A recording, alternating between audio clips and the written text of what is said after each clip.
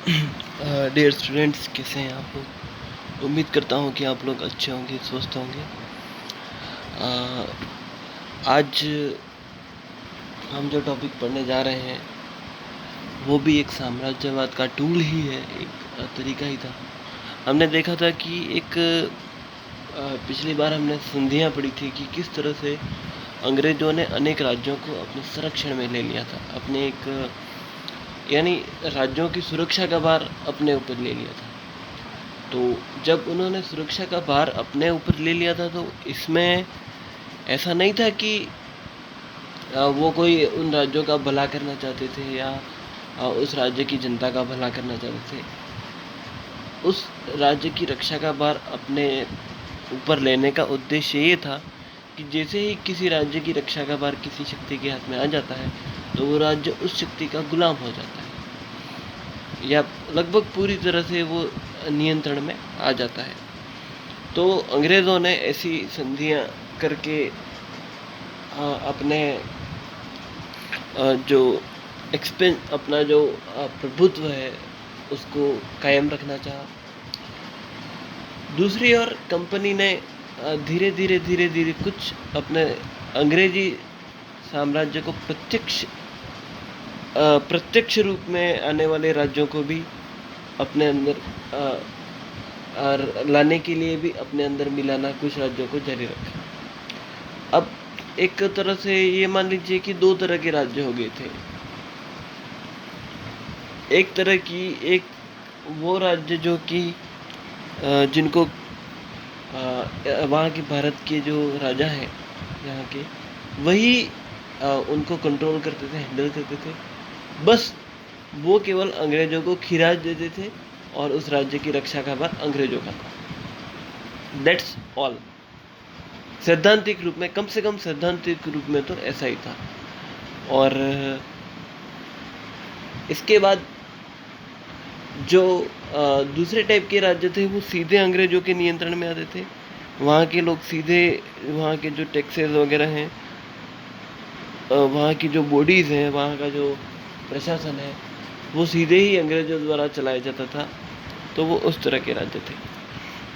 अब देशी रियासतों के साथ तो संधि कर ली, लेकिन अंग्रेज़ों ने अपने साम्राज्य को बढ़ाने के लिए, अपने साम्राज्य का विस्तार करने के लिए, जो मैंने दूसरे टाइप का साम्राज्य है उसके विस्तार के लिए उसकी बात कर रहा हूँ मैं।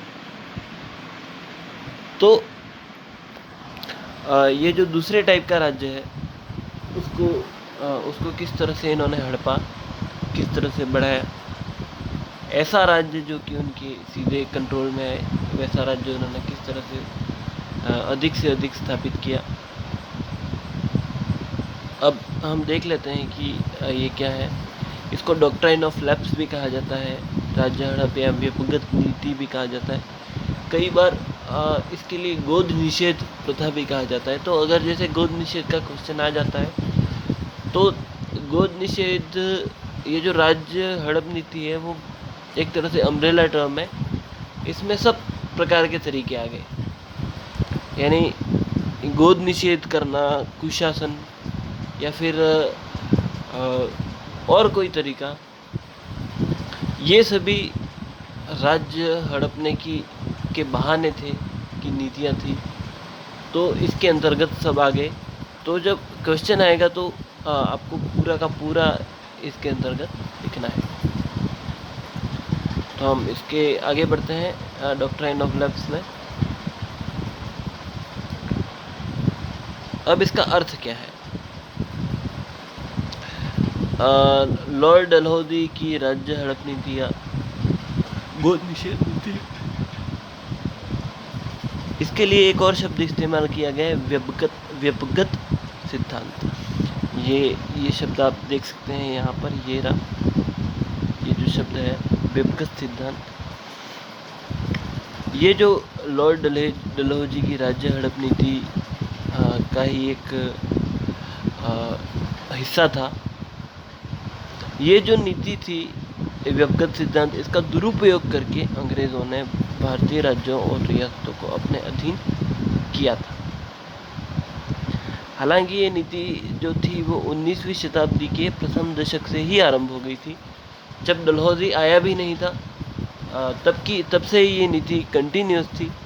ऐसा नहीं था कि ऐसा पहले नहीं होता था, ऐसा बिल्कुल होता था। ये नीति बिल्कुल प्रयोग में ली जाती थी। कुछ रियासतें ऐसी थी जिनको लिया गया था, लेकिन जैसे ही डलहौजी भारत में आया तो उसने अनेक रियासतों को हड़प लिया।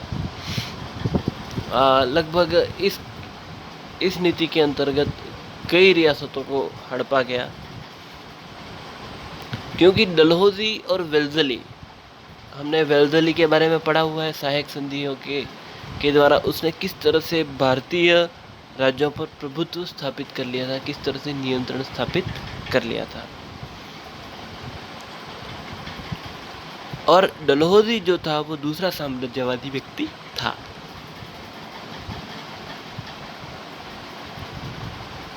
उसने अपनी नीति द्वारा, अपनी साम्राज्यवादी नीति द्वारा अनेक राज्यों को अपनी जो सीमाएं हैं उसका विस्तार करना शुरू कर दिया। अब इसने इसके लिए मुख्य रूप से 3 नीतियां बनाई। युद्ध करके अपनी सीमाओं का विस्तार करना, जैसा कि आप आंग्लो सिख युद्ध में आप देखा हमने कि जब लॉर्ड डलहौजी आया तो उसने किस तरह से अपने इसका उपयोग करके, अपनी इस नीति का उपयोग करके पंजाब राज्य को हड़पना चाहा।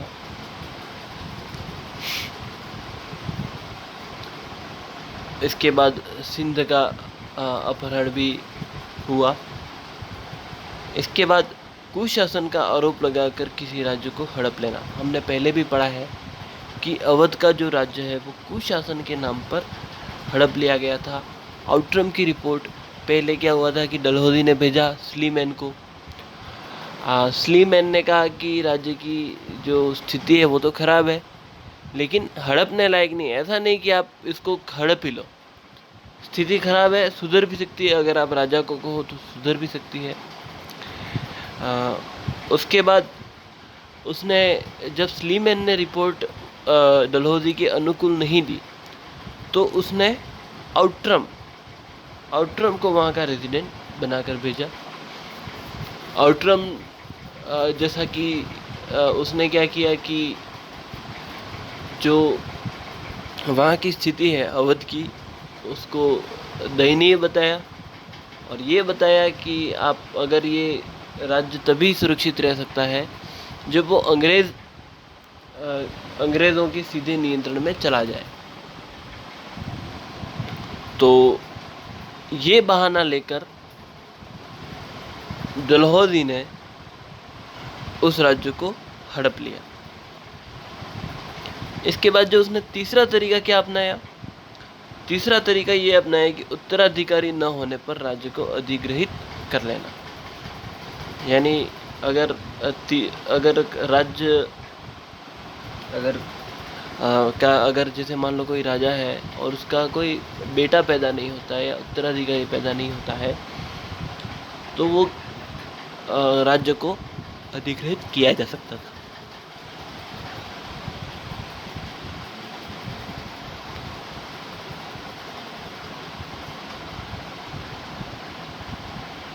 अब हम ये जो राज्यों की क्या श्रेणियाँ थी इसके बारे में देख लेते हैं।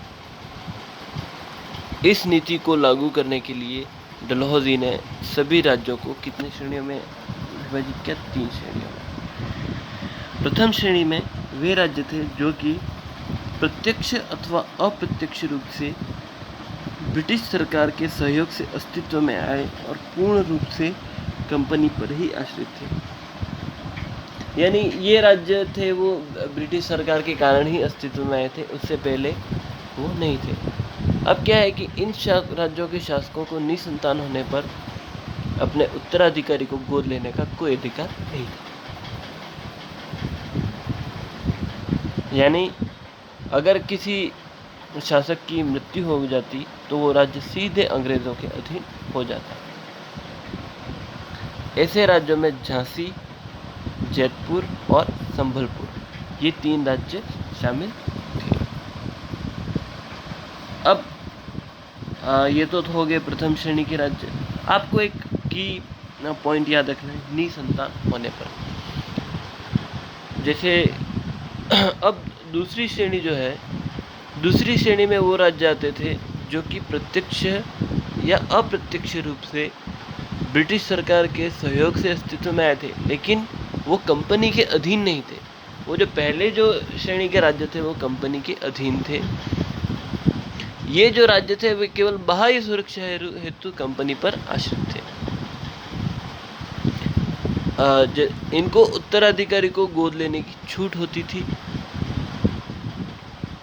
लेकिन इससे पहले ब्रिटिश सरकार से इजाज़त लेनी होती थी। जैसे अवध, ग्वालियर, नागपुर, इनको उत्तराधिकारी को गोद तो ले सकते थे ये लोग, लेकिन इससे पहले अप्रूवल चाहिए था कि आप अगर अंग्रेज़ों का अप्रूवल ज़रूरी होता था कि अगर जैसे कोई व्यक्ति निसंतान है तो वो अगर गोद ले रहा है तो उसको अंग्रेज़ों का अप्रूवल चाहिए कि क्या मैं इस व्यक्ति को गोद लेना चाहता हूँ तो क्या मैं ले सकता हूँ। और तृतीय श्रेणी के राज्यों में वो राज्य थे जिन्हें अपने उत्तराधिकारी को गोद लेने की पूर्ण स्वतंत्रता थी, जैसे जयपुर, उदयपुर और सतारा। ठीक है, अब आपको ध्यान में ये रखना है कि ये जो उदयपुर है,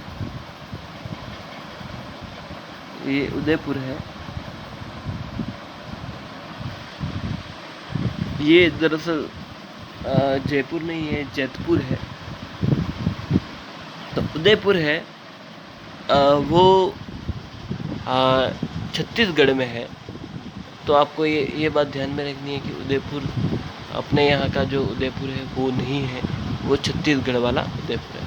और सतारा महाराष्ट्र में है। तो ये इसके बाद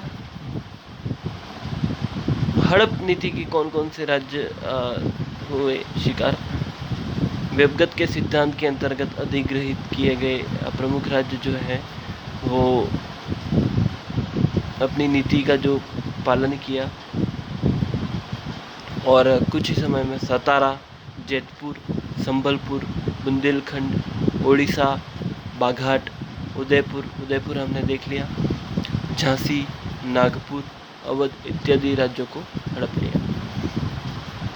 तो डलहौजी ने अपनी जो व्यापकगत यहाँ पर मिसप्रिंट हो गया है, ये व्यापकगत का सिद्धांत है, उसका पालन पूरी तरीके से किया। वो काफ़ी इंटरेस्टेड था क्योंकि वो एक साम्राज्यवादी व्यक्ति था, जैसा कि हम जानते हैं। अब हम इसमें से कुछ मुख्य राज्यों के बारे में पढ़ लेते हैं। सतारा जो था वो इस नीति से प्रभावित होने वाला सबसे पहला राज्य था। डलहौजी के समय में, डलहौजी की जो नीति थी उसके समय में इससे प्रभावित होने वाला सबसे पहला राज्य था। यहाँ के शासक का कोई भी पुत्र नहीं था, इसलिए उसने ब्रिटिश सरकार से पत्र के द्वारा अपने गोद लिए पुत्र की मान्यता के लिए आग्रह किया। तो उसने पहले इन्फॉर्म कर दिया था, लेकिन डलहौजी ने इसे अस्वीकार कर दिया। इसने इसको अस्वीकार कर दिया। अब 1848 में सतारा के अंतिम शासक की मृत्यु के बाद इसे अंग्रेजी साम्राज्य के अंतर्गत मिला दिया गया।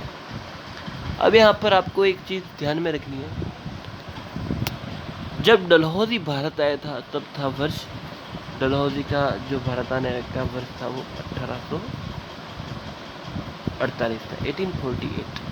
ठीक है, अब यहाँ पर हम देख रहे हैं कि 1848 ईस्वी में सतारा के अंतिम शासक की मृत्यु हो गई।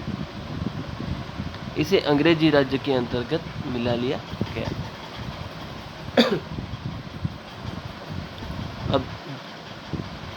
अब ये हम देख रहे हैं कि 1848 में इसकी मृत्यु हुई, यानी जब वो आया उसी साल उसको मिला लिया गया। तो हम ये देख सकते हैं कि डलहौजी जब आया था भारत, तो वो ये सोच कर आया था, वो ये नीति बना कर आया था कि गोद निषेध प्रथा इसको लागू आते ही तुरंत करना है। उसके दिमाग में तो वो इतना साम्राज्यवादी व्यक्ति था कि उसने आते ही पहले ही अपना माइंडसेट बना लिया था। इसके बाद झांसी की रानी जो थी लक्ष्मीबाई जिसको कहा जाता है, उसका नाम क्या था? मनु, मणिकर्णिका मनु था, और उसके पति का नाम था गंगाधर राव। अब इन दोनों की जो संतान थी उसकी मृत्यु हो गई थी, और उसने एक पुत्र को गोद लिया था जिसका नाम था दामोदर राव।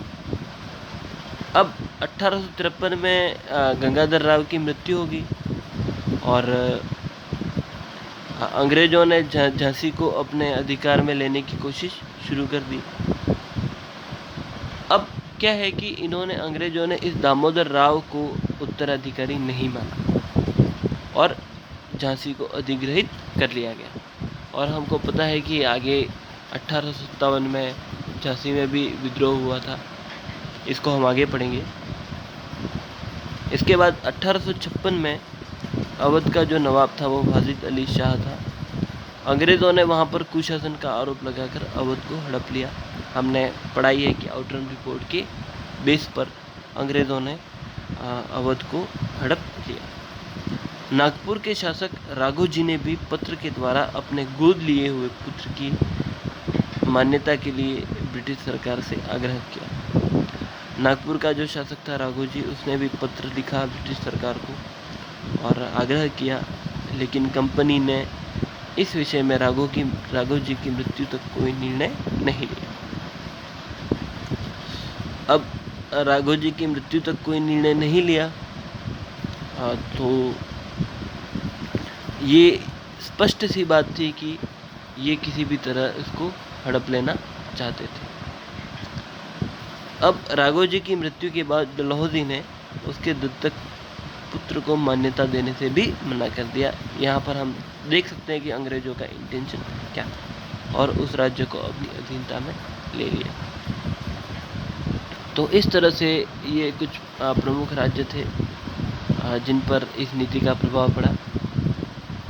अब इसकी आलोचना क्या की जाती है? व्यक्तिगत नीति की आलोचना क्या है? दरअसल इससे कंपनी की साम्राज्यवादी प्रवृत्ति दिखाई देती है।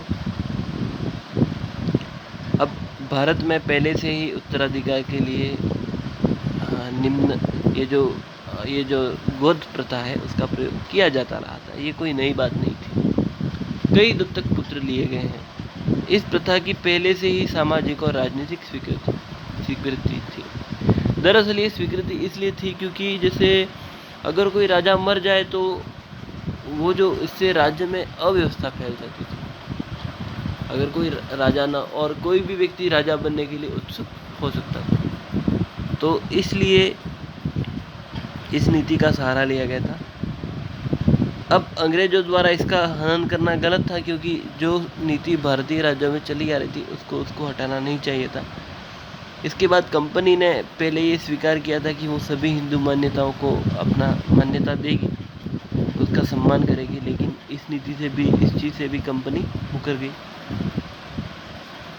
और इसका जो सबसे बड़ा परिणाम जो निकला, इस नीति से कंपनी को आर्थिक और राजनीतिक रूप से तो लाभ हो गया, लेकिन भविष्य में कंपनी के प्रति विद्रोह के बीज भी इस नीति ने ही बोए, और आगे चलकर ये 1857 की क्रांति के रूप में सामने आए।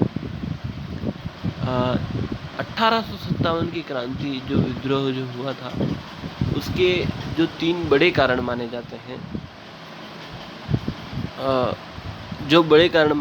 उनमें इसका स्थान, इस जो नीति का स्थान सर्वप्रमुख है, क्योंकि इस नीति के कारण बहुत सारे जो शासक थे वो नाराज हो गए थे अंग्रेज़ों से। तो कई शासकों ने